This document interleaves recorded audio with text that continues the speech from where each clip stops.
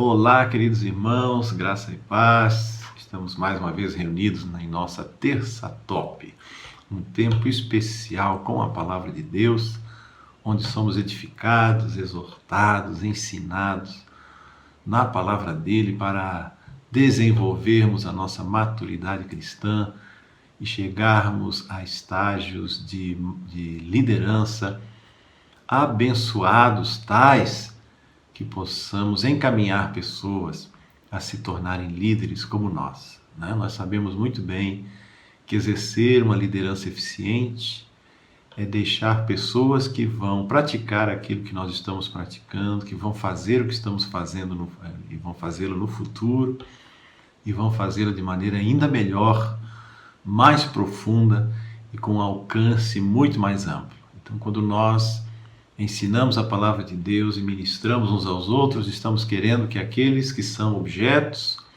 do nosso ensino, daquilo que o Senhor tem posto no nosso coração, sejam aqueles que vão levar adiante esse ministério abençoado, que é proclamar as boas novas do Senhor a todos os povos, a todas as nações e em todos os lugares. E hoje eu gostaria de partilhar com você, querido irmão e irmã, sobre um tema muito importante. Outro dia estava conversando com um irmão, aqui num bate-papo, e chegamos a um momento muito interessante da nossa conversa, porque nos colocamos diante da pergunta crucial: o que é mais importante? Orarmos a Deus ou lermos, meditarmos e pregarmos a sua palavra? Qual das duas coisas é mais importante? Estávamos falando sobre prioridades no reino, e é sabido que em cada área da nossa vida, né, há prioridades estabelecidas pela palavra de Deus, e estávamos conversando sobre como aconselhar discípulos, como ajudar os nossos discípulos a alcançar a maturidade, a chegarem em lugares tais que eles possam se multiplicar na vida de outros como discípulos também. E estávamos conversando também um pouco sobre as nossas dificuldades e às vezes frustrações de ensinarmos nossos discípulos, nossos liderados, e depois vê-los por N razões tropeçarem, caírem, não avançarem como a gente esperaria que eles avançassem. E estávamos conversando sobre: mas o que falta, será? O porquê que isto acontece, né? E aí estávamos perguntando sobre a relação que existe entre pregar a palavra de Deus, ensinar a palavra de Deus para as pessoas, para os nossos discípulos, para os crentes, e qual a relação que isso tem com orar por eles. E aí é sobre isto que eu queria conversar bem rapidamente com você hoje. O que é mais importante? Orar pelas pessoas ou pregar para elas o puro evangelho, meditar, refletir? O que é mais importante? A gente conhecer os mistérios da oração ou conhecer os mistérios da Bíblia? Quais das duas, se nós tivéssemos que tomar uma posição, quais das duas nós deveríamos investir mais? E a resposta que a gente encontrou é a resposta que um pássaro daria se nós perguntássemos para ele: qual a asa mais importante para você, a asa direita ou a asa esquerda? Obviamente que são as duas asas, né? Você não pode caminhar, ou melhor, perdão, o pássaro não pode voar com uma asa só, ele precisa das duas. Assim também, queridos irmãos, na nossa edificação espiritual e no desenvolvimento da nossa maturidade cristã, e também no exercício do nosso ministério para com as outras pessoas, nós precisamos realmente compreender que a oração e a meditação, a leitura, o estudo e a pregação da própria palavra, elas são essenciais para o desenvolvimento de todo o nosso projeto de conquista da nossa cidade, do nosso país e das nações para o Senhor Jesus. Às vezes pode parecer que há uma aparente contradição entre orar e pregar, né? Orar e ensinar, orar e meditar. Muitos caem nesta armadilha de ficar nessa discussão de aparente contradição entre esses elementos tão importantes que é a palavra e a oração, né? Mas não existe nenhuma contradição entre as duas, de maneira nenhuma elas são complementares. A palavra precisa da oração, a oração precisa da palavra. Eu não posso desenvolver a minha vida cristã apenas com a oração. Eu não posso desenvolver a minha vida cristã apenas com a palavra. Eu não posso, como servo do Senhor, como filho, discípulo de Jesus, eu não posso dar prioridade a uma ou a outra. A gente vê ao longo da história da igreja e no testemunho da própria Bíblia que são dois elementos fundamentais colocados pelo Senhor para o desenvolvimento da vida cristã, né? Então, esses dois elementos, eles precisam estar presentes em tudo que a gente faz. Vou dar um exemplo nosso. Quando nós estamos cuidando de alguém, discipulando alguém, dirigindo um ministério, ou seja, se nós estamos em alguma situação onde pessoas estão debaixo da nossa liderança, da nossa autoridade espiritual, né? Vou dar um exemplo específico do discipulado. Quando nós estamos discipulando, nós precisamos desenvolver o hábito de orar pelo nosso discípulo, ao mesmo tempo em que, quando estamos reunidos com ele, estamos também ministrando a palavra de Deus e ensinando a ele como é que ele deve se comportar mediante o estudo e o ensino da palavra do Senhor. Então, tudo aquilo que nós desejamos que o nosso discípulo pratique, aquilo que a gente sabe da palavra de Deus que precisa ser vivenciado, nós ensinamos por meio da palavra de Deus. É verdade. E também nós desafiamos o nosso discípulo a abrir o coração, né? a compartilhar com o discipulador e a discipuladora as coisas que o angustiam, que o perturbam, aquelas situações da vida que são confrontadas e muitas vezes até fazem oposição ao ensino da palavra de Deus, né? Então, o discípulo ele é desafiado a compartilhar essas dimensões da vida dele para ser confrontado com a palavra do Senhor, né? Se ele está como um esposo, um marido, um jovem solteiro, ele está envolvido com algum problema na área da prostituição ou da impureza sexual, é importante que a palavra de Deus fale a ele sobre o que a Bíblia ensina sobre pureza, sobre santidade, sobre comportar-se de maneira adequada diante das mais diversas circunstâncias, né?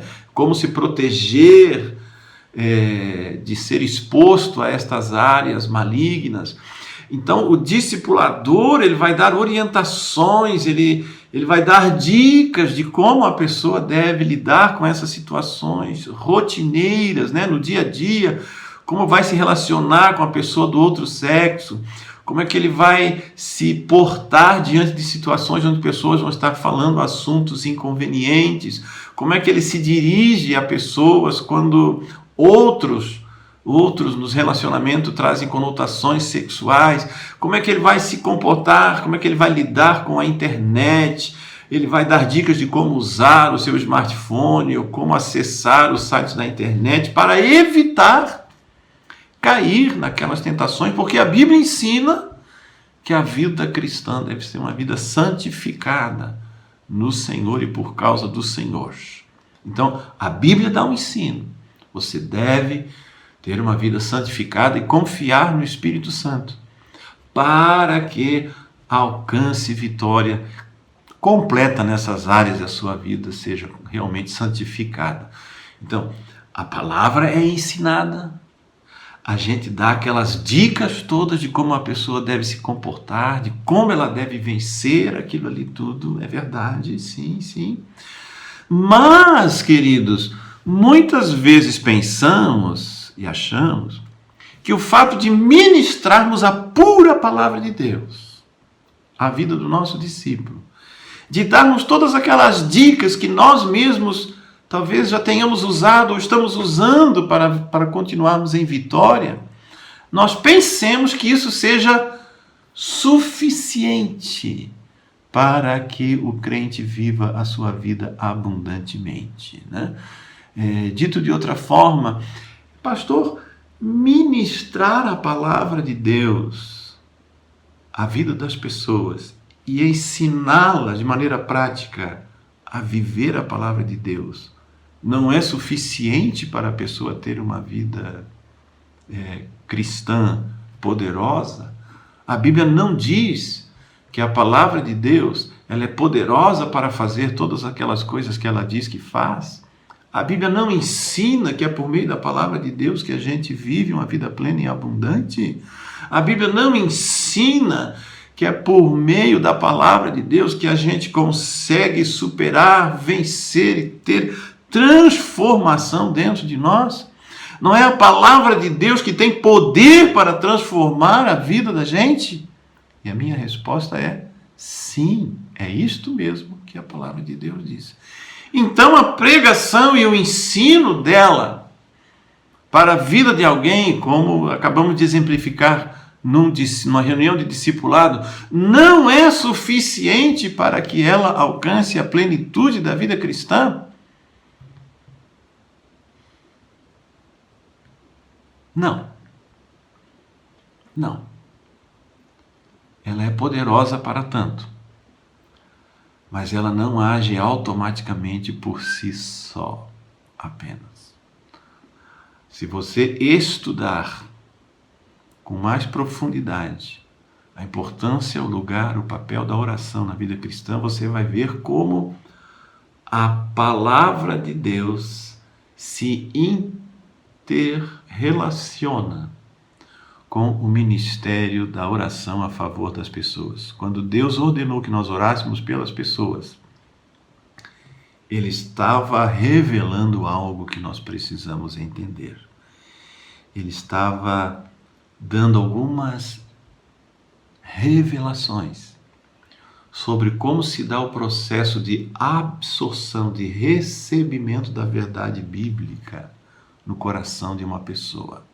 A palavra precisa chegar ao coração, como está em Romanos capítulo 10, não é verdade?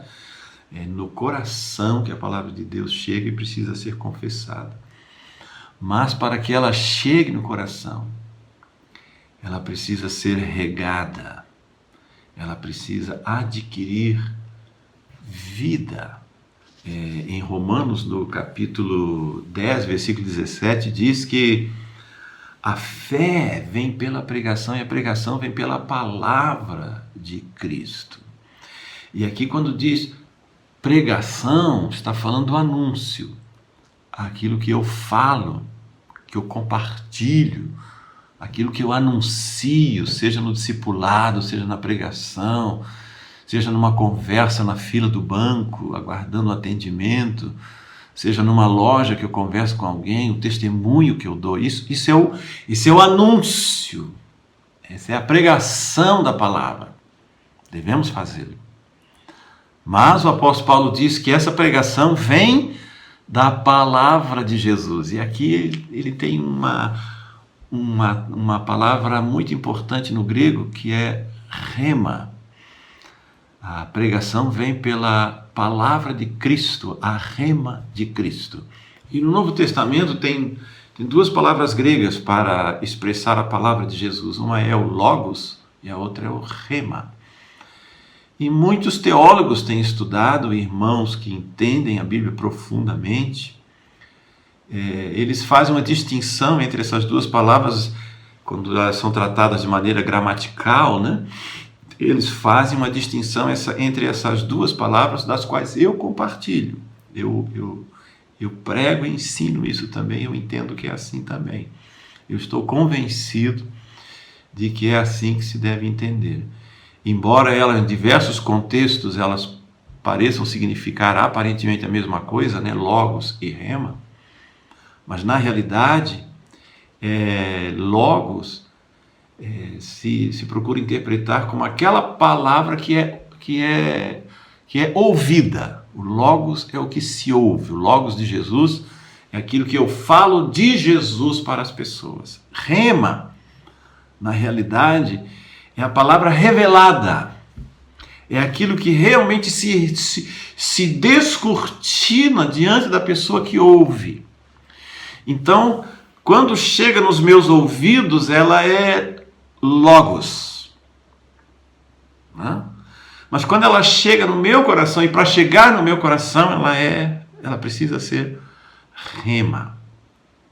Aparentemente, quem ouve a palavra que está sendo anunciada. Mas se ela ouve e não acolhe no coração, desse ponto de vista de como estou interpretando, ela permanece logos. Mas quando ela é acolhida no coração e essa palavra agora a transforma, ela é rema.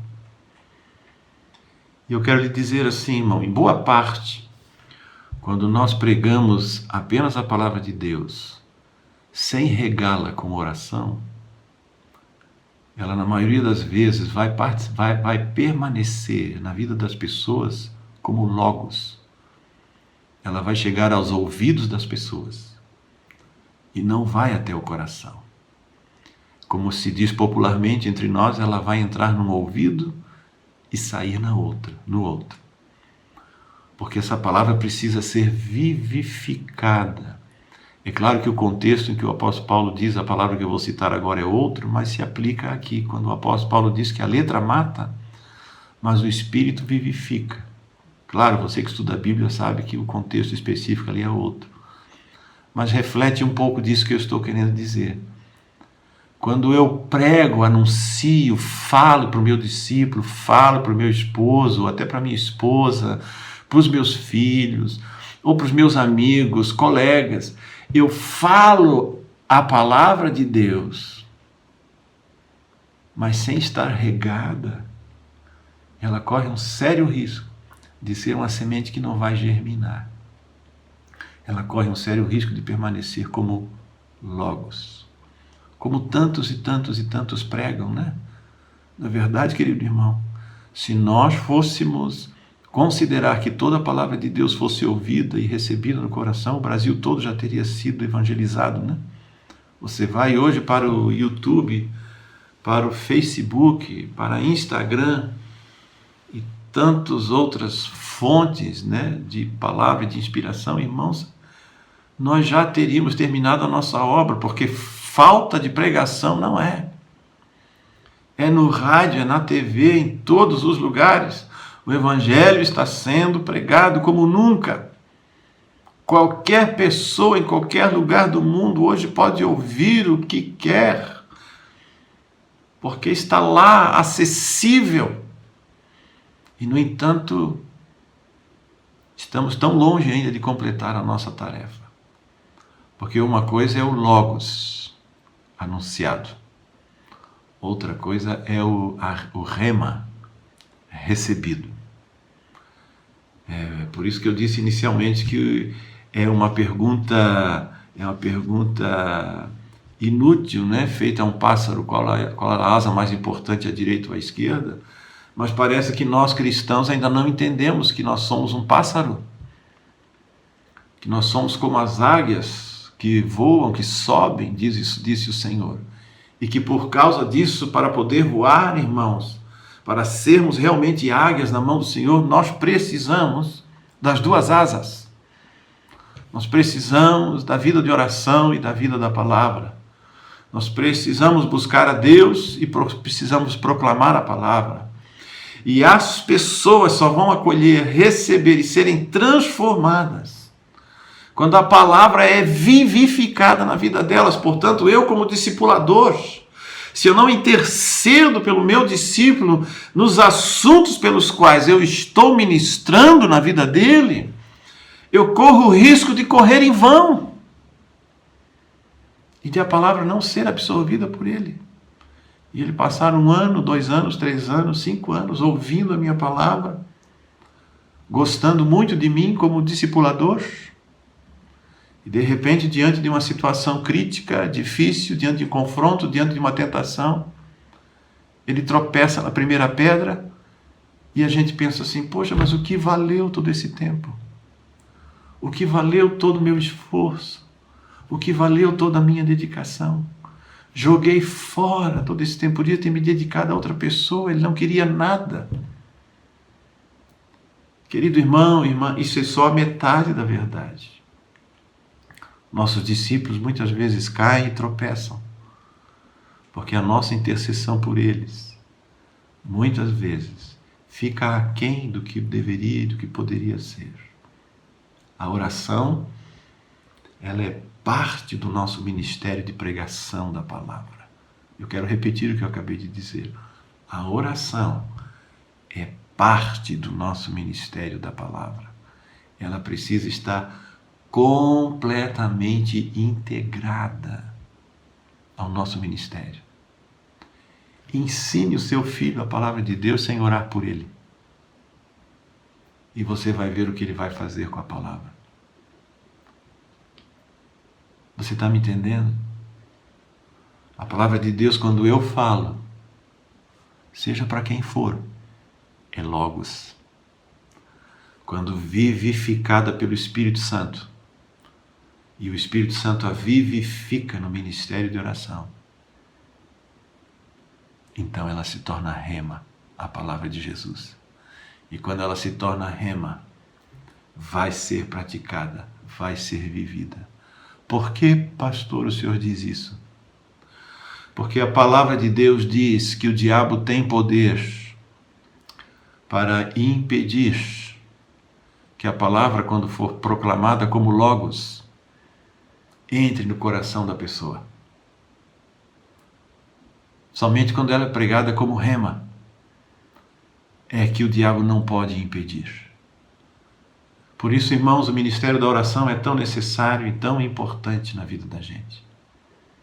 Porque quando nós nos tornamos cristãos pela fé em Cristo, foi dada a nós a autoridade de ministrar a palavra de Deus. Foi dada a nós a autoridade sobre toda a oposição do maligno. Foi dada a nós a autoridade para avançarmos e tomarmos posse do que o reino de Deus nos prometeu. Mas nós entendemos também que necessitamos de poder para exercer autoridade. A autoridade dada por Deus, exercida sem poder, ela pode sucumbir ante os ataques do maligno. Pastor, o que é que o senhor está dizendo? Ora, um policial, como eu já disse isso em outra ocasião, um policial, quando ele se forma na academia e ele é graduado, lhe é dado o uniforme, as insígnias, e ele agora pode ir para exercer a sua função. E ele agora tem autoridade para prender pessoas que transgridem a lei. Ele tem autoridade para multar automóveis e motoristas que ultrapassam velocidade, etc. Enfim, exercer as mais diversas funções de um policial.